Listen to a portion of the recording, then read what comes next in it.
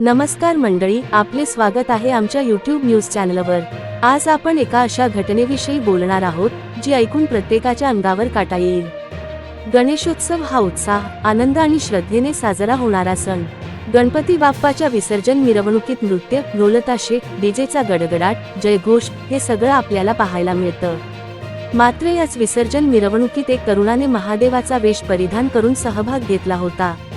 अंगावर रुद्राक्ष, कपाळावर भस्म, हातात त्रिशूल आणि गळ्यात नाग अशा थाटात तो गणेशभक्तांमध्ये उभा होता। लोक त्याचं कौतुक करत होते, फोटो व्हिडिओ काढत होते। पण अचानक सगळं बदललं। मिरवणुकीदरम्यान डीजेचा आवाज प्रचंड मोठा केला गेला होता। साऊंड सिस्टीमचे कंप इतके तीव्र होते की आसपास उभ्या लोकांचे कान दणाणले होते। याच विजेच्या कडाक्याच्या आवाजाने आणि सततच्या ताणामुळे महादेवाच्या वेशातील तरुण अचानक कोसळला। लोकांना सुरुवातीला वाटलं की तो अभिनयाचा भाग आहे, पण काही क्षणांनी दिसलं की तो बेशुद्ध पडला आहे।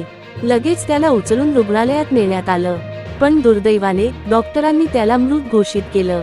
डॉक्टरांच्या प्राथमिक तपासणीत हे स्पष्ट झालं की जास्त आवाज, उत्साहातले न थांबणारे डान्स आणि हृदयावर आलेला अचानक ताण या सर्वांमुळे तरुणाचा मृत्यू झाला। सुरुवातीला हे हृदयविकाराचा झटका असल्याचं समजलं, मात्र कारणीभूत ठरलं ते डीजेचा अतिशय मोठा आवाज। ज्या विसर्जन मिरवणुकीत गणरायाचे गजर घुमत होते, तीच मिरवणूक आता शांत झाली। स्टार गणपती बाप्पा मोरयाच्या घोषाऐवजी रडण्याचा आणि आक्रोशाचा आवाज ऐकू येऊ लागला।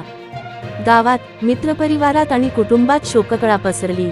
महादेवाच्या वेशात आनंद पसरवणारा तो तरुण आता कायमचा शांत झाला। या घटनेनंतर डीजेच्या आवाजाबाबत मोठा प्रश्न निर्माण झाला आहे। उत्सवाचा आनंद असावा, पण जीव धोक्यात घालून नको। आवाज मर्यादेच्या पलीकडे गेला की त्याचे परिणाम किती भीषण असतात हे यावरून स्पष्ट झालं आहे। स्थानिक नागरिकांनी प्रशासनावर आणि पोलिसांवर निष्काळजीपणाचा आरोप केला आहे।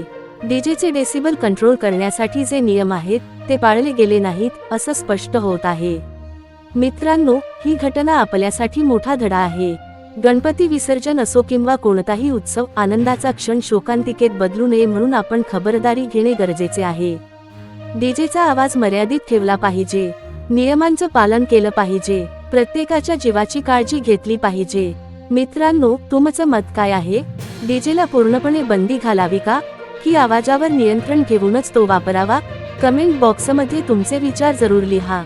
हा व्हिडिओ माहितीपूर्ण वाटला असेल तर लाईक, शेअर आणि चॅनल सबस्क्राईब करायला विसरू नका।